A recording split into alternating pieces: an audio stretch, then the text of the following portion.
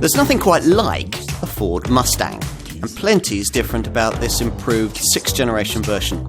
What hasn't changed is the original model's mantra of plenty of power at an affordable price. That's served up both in this fastback coupe guise or in convertible form. In either case, you get a car that'll make you feel alive, and there's nothing quite like it. Respect the rumble.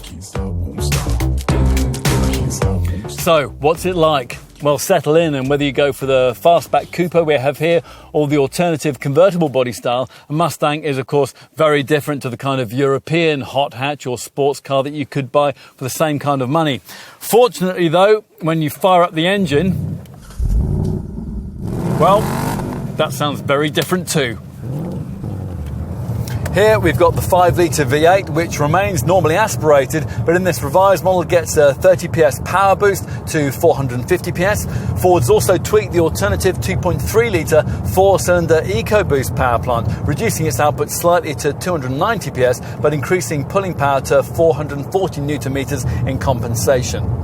Either way, there's now the option of an improved 10-speed automatic gearbox if you don't like the 6-speed manual transmission that we're trying here. That auto has been configured to work with a selectable drag strip driving mode, which irons out the torque and power drop-off which you'd normally get between gear shifts, so it's just one seamless burst of acceleration. Other driving modes tweak throttle response, steering feel and gear shift timings if you have the auto box.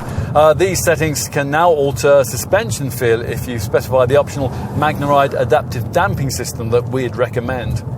There's a launch control mode that you'll need if you're going to match this V8 manual fastback model's quoted 5.8 second rest 62 miles an hour sprint time, and what Ford calls line lock, which is there to help you do smoky tyre burnouts. It's probably best not to try that on the high street though. What else? Well, the manual gearbox now has rev matching technology, which emotively blips the throttle on downshifts, and there's a thunderous active exhaust system as standard on the V8. Autonomous braking and lane departure warning tech now come fitted as standard too, and there's been a marginal but not especially significant improvement in efficiency. This V8 manual fastback version is capable of 22.7 miles per gallon on the combined cycle and 277 grams per kilometre of CO2. You don't have to be a committed petrol head to know what this car is. In fact, Ford's so confident in the global recognition this model enjoys that the word Mustang doesn't appear anywhere on the bodywork. It helps, of course, that this iconic shape has been seen in so many films and TV shows. Most memorably, of course, the Bullitt movie and that car chase with Steve McQueen. This kind of instant recognition is priceless, and it explains why Ford's been so careful to keep the shape and style of the original 60s model while bringing it right up to date in this improved 6th generation guise.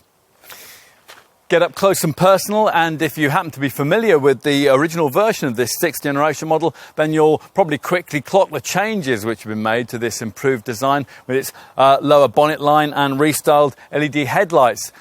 So let's take a seat inside, where changes have been promised to the rather down-market interior which characterised the original version of Ford's 6th generation pony car design. Well, we'll see.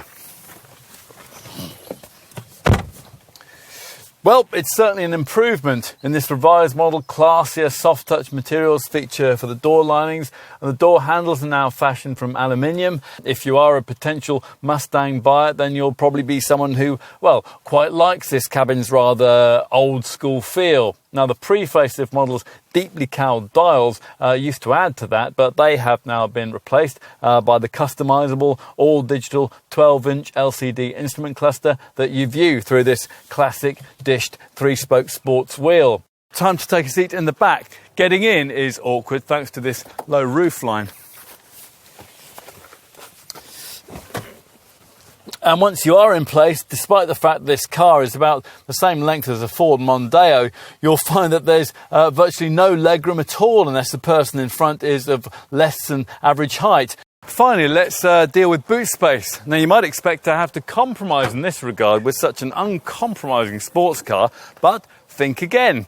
True, there is quite a high loading lip and the opening's fairly narrow, but you can't argue with the amount of space on offer, given the inevitable limitations of a car of this kind. This fastback coupe model will hold 408 litres in what the Americans would call the trunk. That's about the same as a rival Mercedes-AMG C43 coupe, so you'll be okay with a couple of medium-sized suitcases. I know you're no good for me, sang Martha Reeves and the Vandellas from the back of a Mustang convertible on the Dearborn production line back in '65. And a Mustang may not be. But if you yearn for the days when affordable sports cars were all about power, thunder and tyre-smoking machismo, you're going to want one of these just the same.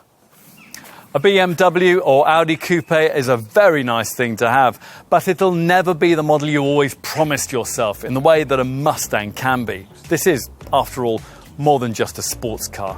It's the heart and soul of Ford.